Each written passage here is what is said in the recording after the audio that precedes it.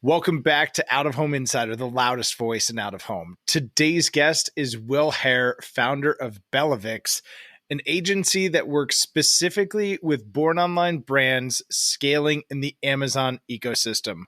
We're going to talk about what the challenges are for brands trying to scale on Amazon, because as we offline media consultants are advising these born online brands with our channel, it's important for us to understand the challenges that they go through scaling their businesses online. So this is going to be a deep dive conversation into the Amazon ecosystem, what it means to be a seller, what it means to be a brand on that platform.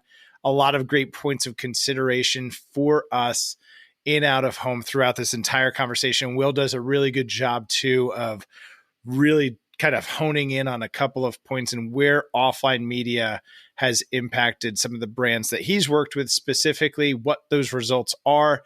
And again, just a lot of good things for us to think about as we're working with these sorts of brands scaling online. So without further ado, let's go. Welcome everybody to the Out of Home Insider Show, a podcast like no other, hosted by the one and only Tim Rowe.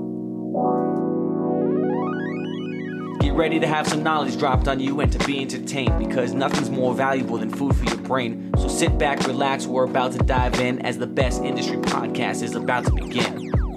Will, this is going to be a fun conversation. We're going to talk about the connection of offline attention and e-commerce conversion. I was so excited when we connected, and just now in the lead up to the show, it turns out that we're old shipmates.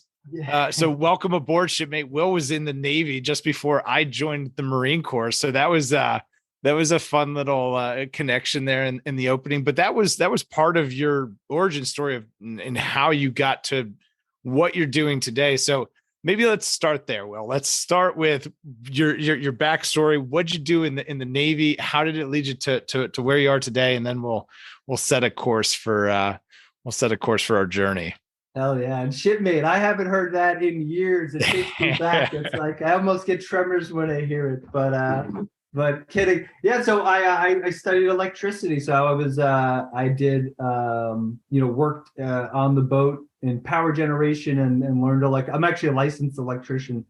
Oh, wow. And I got out of the service and I got a job as a technician working on fuel cells. And I learned a lot about, anybody who does anything in engineering, it's like process and analysis and reprocess. I'm like, I pretty much got that bred into my fundamental existence from 18 when I joined to, 28 when I got out, and I was able to apply it to business essentially. But, long story short, did the military, got out, worked in the power industry, but also went to school full time. I was truly blessed, and you can appreciate this, Tim. Connecticut is a yellow ribbon state. Sure. Which means that private schools will honor the public pricing, and I could pretty much, as long as I get accepted, any school in Connecticut, I can go to. So I was fortunate enough to get into Quinnipiac, which is a top great school, business school. I studied their entrepreneurship program, and I learned a lot about running a small business. And then from there, I left a comfortable 6-figure job in the power industry to go make $10 an hour doing marketing at an agency. And I haven't looked back since then. I learned AdWords, SEO, PPC. That's kind of my bread and butter. And then work my way into just specifically marketplaces and Amazon. And then like anything else, I could do it better. We've learned processes. Our unique approach to delivering service to our customers is just around high touch service that delivers results. So we go for category domination is what we like to say. Yeah, I love that. That's a bit of my origin story and kind of how we got here today, Tim. It makes sense because you're in the business of helping e-commerce brands scale, and help me out here. I think I'm going to get it right. Scaling from about 250,000 up to that $5 million range is sort of the sweet spot of brands that you work with, specifically e-commerce. So some of the audience might be wondering what's the connection here, and I'll paint the picture here quickly. Obviously, being in out of home or being in the offline media space, we're really well known for driving online attention. So that's going to be the conversation we have here at large. But the process orientation of your career focus making the transition then from an electrical engineering type background into marketing, it makes a lot of sense because marketing is just that. It's systems, it's processes, it's hypotheses, testing, scaling. Once you find it, now just keep doing the thing and pouring more gas into the engine so it can go faster and faster. That first transition. So you're making good dough. You go back to Quinnipiac, and then you're like, okay, I'm going to go take a huge pay cut to go into this group. What was it about marketing and advertising that the passion outweighed the profitability at that point? I'm not 100% sure what about specifically about e-commerce, but as I studied, I went in thinking I was going to do general management and kind of got into economics, but I met a professor who was an influence on me and, told me to study entrepreneurship. It's the best of everything. My father happened to run his own business, so I have entrepreneurial roots, so always trying to side hustle and stuff like that. And with marketing, it was just interesting because I've always been interested in how to scale and sell. So with marketing, it was like that influence, the perfect cross between like psychology, art, and business. And that's what kind of drew me to it. So I grew up in school as a kid who liked art but wasn't very good at it. And also same. Canva has made me a great artist. Blessing. Oh my God, it's such a great tool. Plug for Canva. Canva also loves out of home. Canva does a bunch of out of home, and they do a great job of it. But yeah, it's funny. I think that there's a lot of us that have probably found our way into advertising for a lot of those same reasons, a few different interests, some a little bit more, maybe defined and established than others. And then it's kind of this amalgam that we all end up loving and enjoying and appreciating. Yeah. So, okay. So that makes sense. Now we've gone from the Navy, we're into the advertising, but you focus very specifically, your company, BellaVix, you focus on a specific segment, and something that I'd like to maybe double click into and spend some time in today is how you've seen the landscape evolve over the last 6 to 9 months, what the challenges brands are having, so that we as offline media experts and consultants can help to advise these brands and understand some of what they're going through on the digital side. So specifically, maybe help us understand what it is that the company does and the types of brands you work with, and then we can open that up and go deeper there. Yeah. So we're a performance-driven agency. So a lot of what I'm talking about is end of the funnel. Like a lot of what I'm graded on as an agency, why clients stay with us, is like growth and sales. So a lot of our marketing and advertising activities are how do we scale it and how do we measure it? We're a turnkey operation when it comes to marketplaces. So we manage every aspect outside of physically handling inventory. But anything that takes place in the dashboard, my team manages for Amazon and Walmart. Those are the two primary marketplaces we provide service to. And a majority of our clients are Amazon. And you hit it on the head earlier. Typically, what we find is we're working with brands that are large enough to have a marketing department, and they're struggling with issues like MAP policy, enforcement, scaling sales. A lot of these brands hit a plateau. I feel like good brands can get to like $250,000 to $500,000 a year. Stellar brands internally can get to that like $1.2 million mark, but they all hit a point where they'll hit a plateau. And a lot of it will come down to the tools that they have available. As an agency and a certified advertising partner, I have a seat to their programmatic dashboard. I get access to beta programs. I have access to like people who work at Amazon will jump on calls to talk to clients. So like I just have access to and all we do is Amazon. So I'm not worried about your website. I'm not worried about branding. You bring that to the table. I'm just going to drive bottom line growth. So, a lot of those are the things and the types of businesses we work with. So they're coming in, we're laying the ground rules, and we're just helping them, build a funnel, build an audience, and drive growth. And the funnel is where the out of home marketing comes in too, because it's like, how do we get to a point where it's just impressions? It's like wherever they're finding you, and then capturing them at some point mid funnel, whether they're coming in through an advertisement, through a package insert, maybe they heard you on a radio commercial, like however they're discovering the brands and being able to track those whenever we're able to intercept them. The general website has their mechanisms to track and record that, and we have it on Amazon through Amazon attribution. And right now, which a lot of people, your audience may or may not be aware of, Amazon's offering a brand referral bonus program. So anybody who drives any type of traffic that's reportable off of Amazon to Amazon, and it leads to a sale, you get a discount on your fees, 10 to 15%. Not to mention you also get a sale from that effort. So they're really incentivizing, and us as an agency who works with these brands, driving off Amazon efforts, whether it's Google or search or package inserts or traditional direct mail marketing, like whatever is driving that awareness, the discovery, consideration and purchase is trackable, and Amazon's aware of that, and that's a differentiator that's going to drive massive growth compared to just sustainable 10 to 15% year over year you might with normal traditional efforts.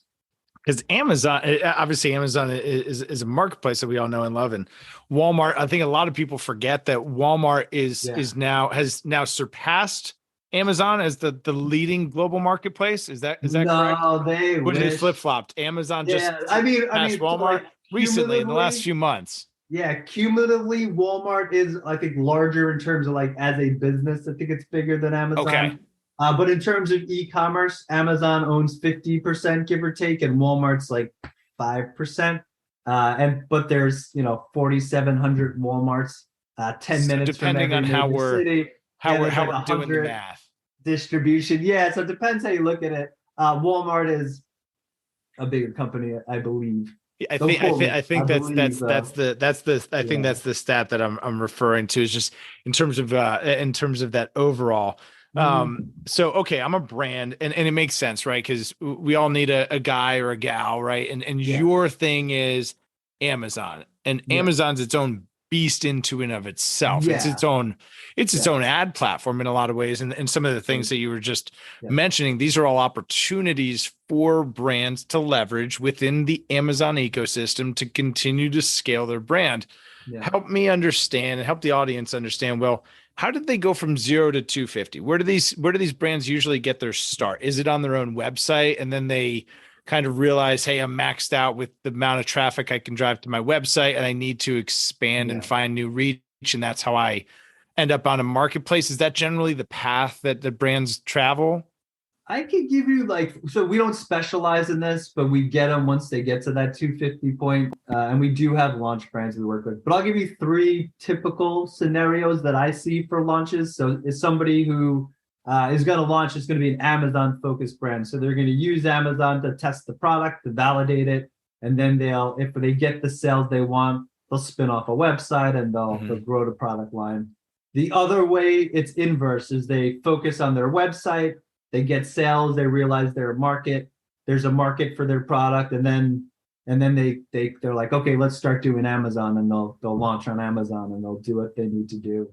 And then somebody who has investment, so somebody working with private equity or venture capital, it's a much different path because they have advertising dollars. So a lot of times they're going to come to the table to say, how do we get to this total sales at around this cost, essentially. But those are kind of the 3 buckets that we've seen actually come in and operate, launching on Amazon, like the scenarios essentially.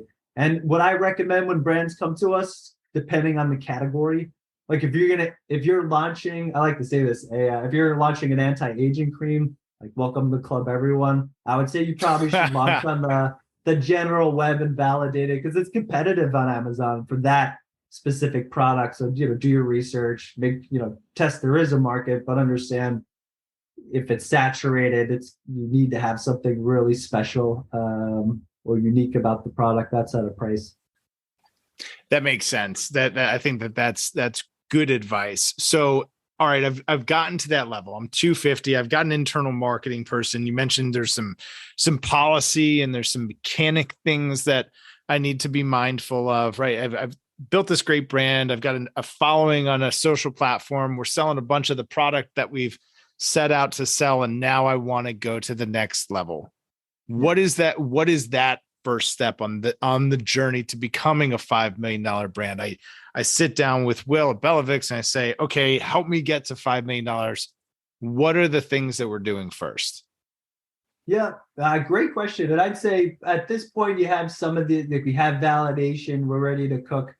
And generally, there's two scenarios. One scenario is like we get ROAS, or return on investment driven brands. And this is more typical, like 80% of the time, it's like they want to grow. So the way we grow is we focus on the bottom of the funnel and work our way up with marketing and advertising activities. So I want to grow on Amazon and I want to get to $1.2 million by the end of this year.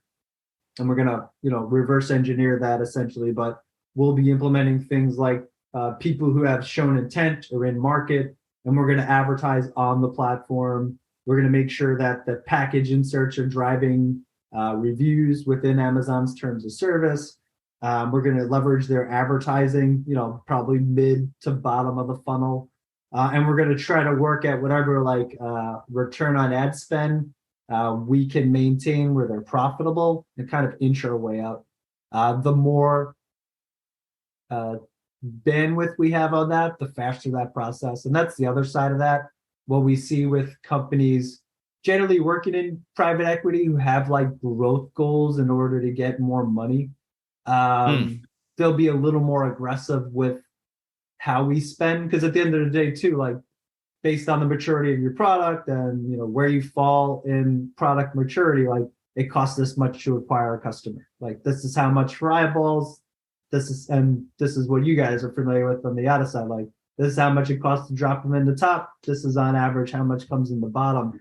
And it's just a slightly different scenario, and we would leverage different advertising and marketing solutions to kind of get the results on that end, and then track it to the best of our ability.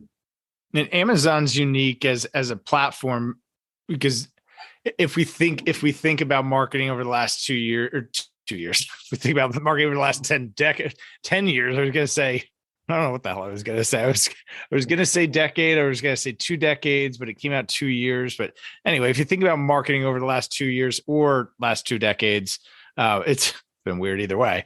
Yeah. But primarily over the last 2 decades, we've thought about Facebook and Google, and fundamentally they're different platforms, right? Google's really good at capturing intent. I'm typing things in, I'm looking for things specifically. Facebook really good at leveraging interest, and Amazon is unique because you have both of those factors at play, right? You have a lever to capture intent, and you also have a lever to also create interest. Talk about that. How is the Amazon ecosystem like a closed funnel itself? How do brands both capture intent and also create new reach and find new customers through branding via Amazon? Yeah, I think I love you lined up this scenario, because I talk about this a lot when I talk to brands about programmatic advertising, and it's mainly where the Amazon customer lives.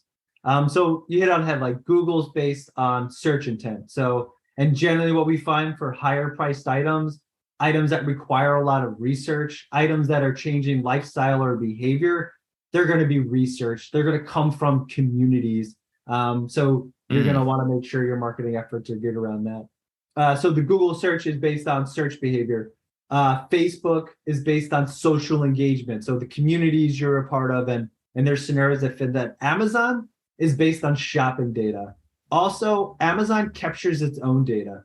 Google captures its own data. Facebook to some degree does too, but a lot of those rely on the iOS operating system to cooperate, where Amazon houses and owns a lot of that client data, where I'm not saying that it's not impact, but it's not as impacted as Facebook, which we've heard through the grapevine that cost per click, conversion rates, a lot of information has gone away or changed dramatically since the iOS update.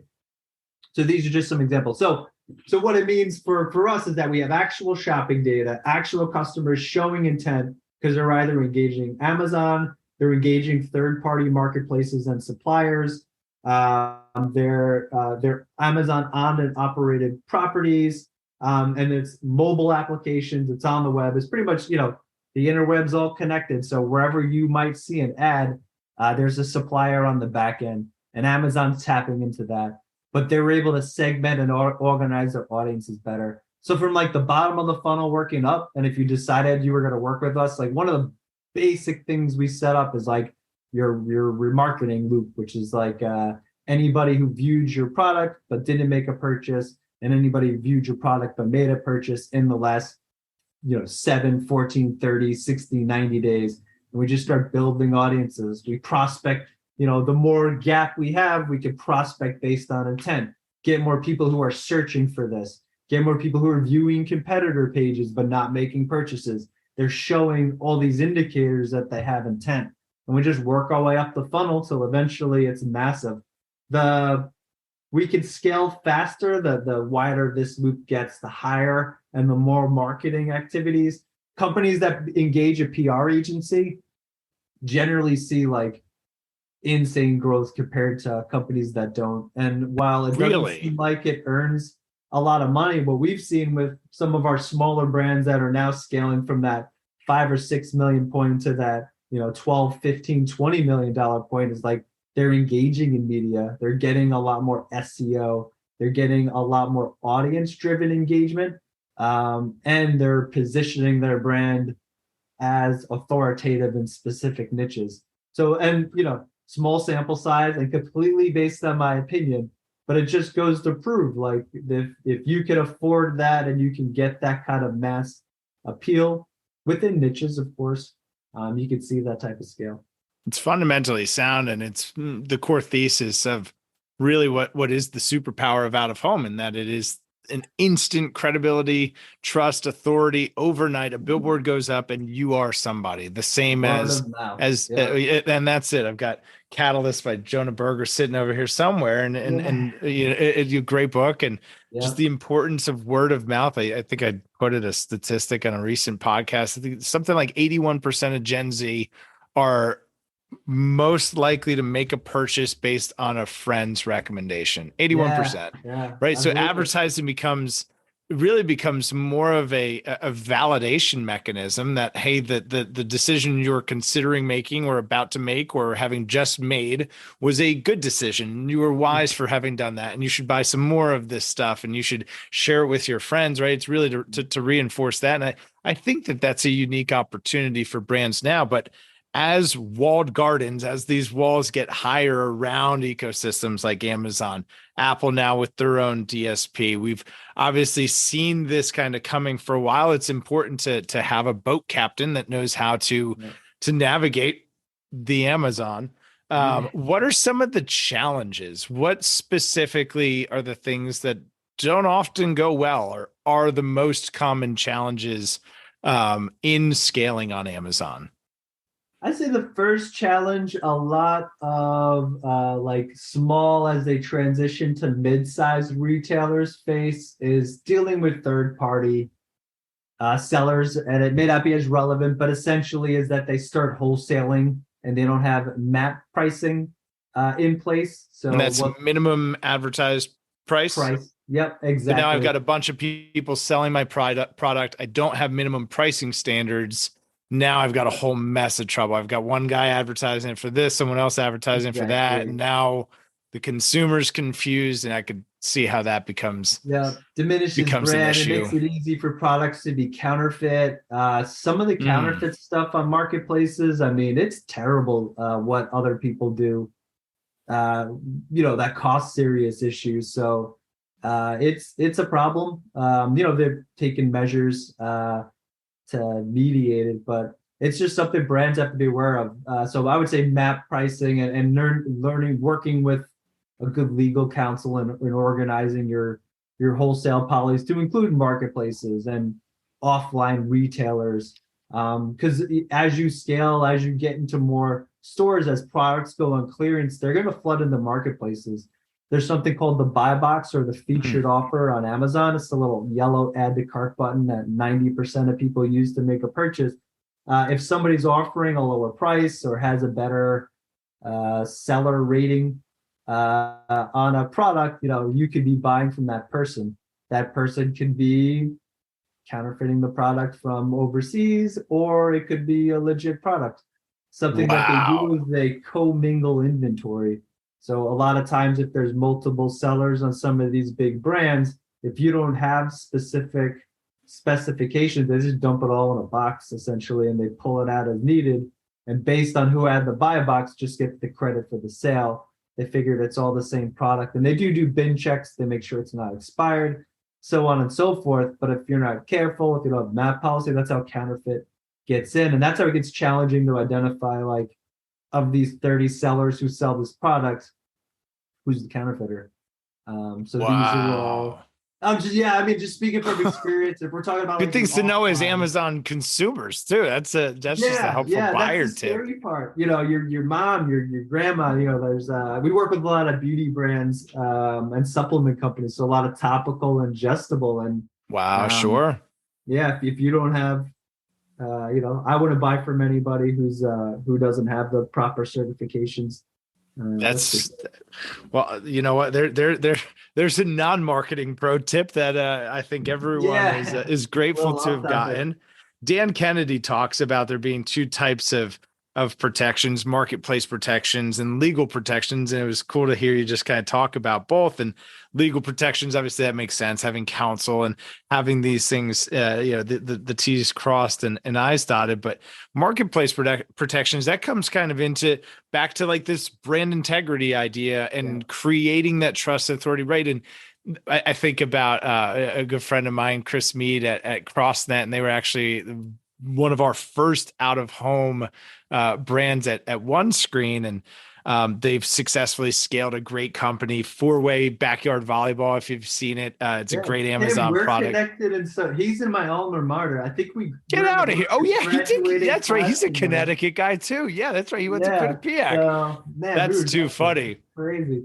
So Chris is a great friend, and they've done a tremendous job of building a brand.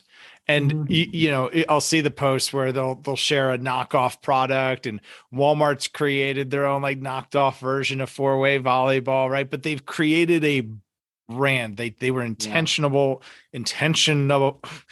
Gosh, words at 2 o'clock in the Yeah. afternoon on a Tuesday they were intentional about creating a brand because that gave them marketplace Yeah. protection. It's Yeah. not a silver bullet, but it does, I'm sure, thwart Yeah. a lot of that nefarious behavior and starts Yeah. to give you more of that international platform once you're ready to get to those levels. So really interesting to just to hear that that's such a challenge. Even for a technology company like Amazon, it's Yeah. nobody's, I suppose, safe from the counterfeits. Yeah. And if I could add one more challenge real quick, just so, Yeah, please. and this one's super short, but just to add, so I mean that the Yeah, we map like price the thing, real shit. but also like something else that always generally marketplaces are considered two ways. They're considered like the redheaded stepchild, unless it's making them a lot of money.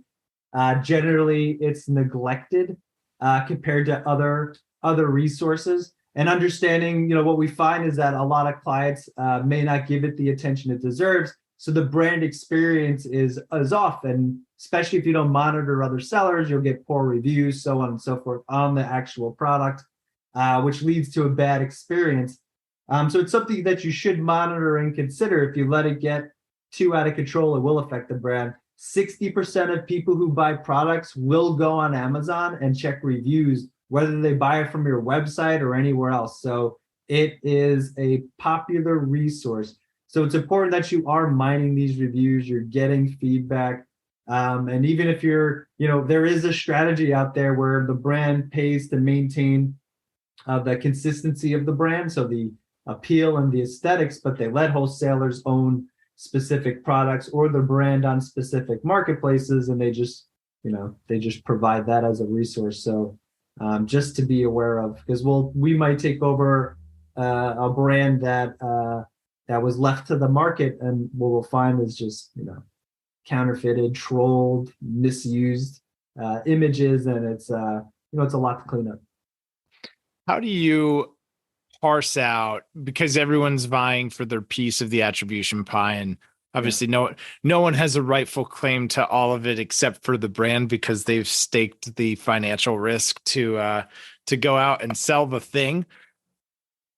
In terms of cannibalization, though, do you see that happen when a brand starts to really get some scale on Amazon? Do you see cannibalization from the website or from the website from Amazon?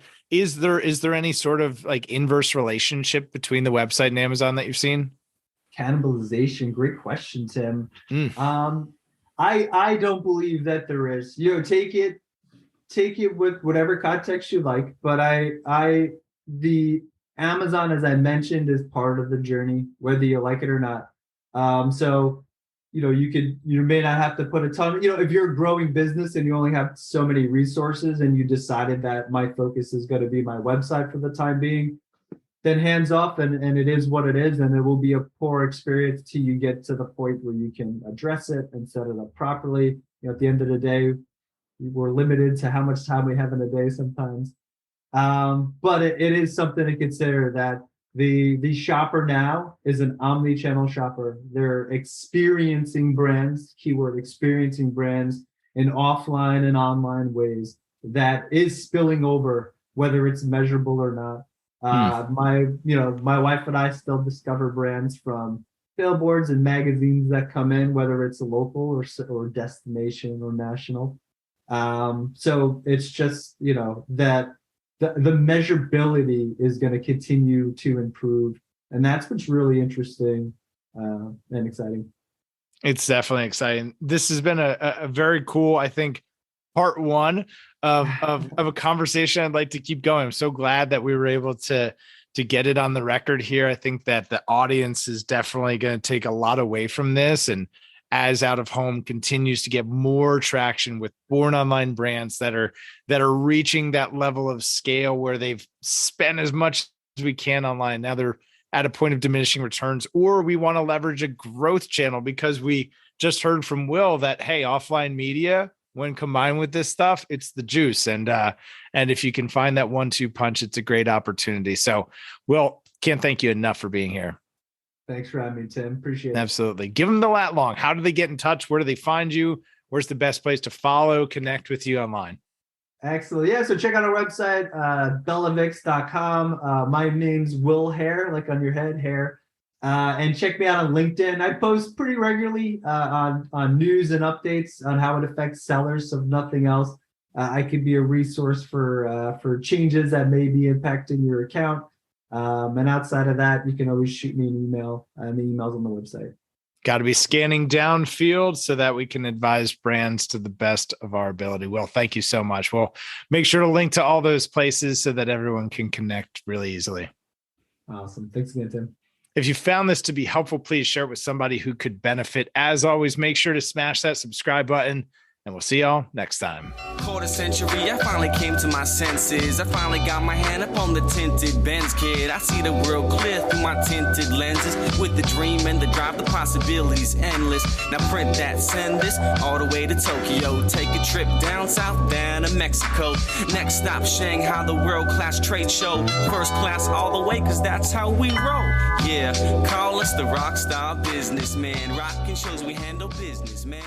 We got our own future in the palm.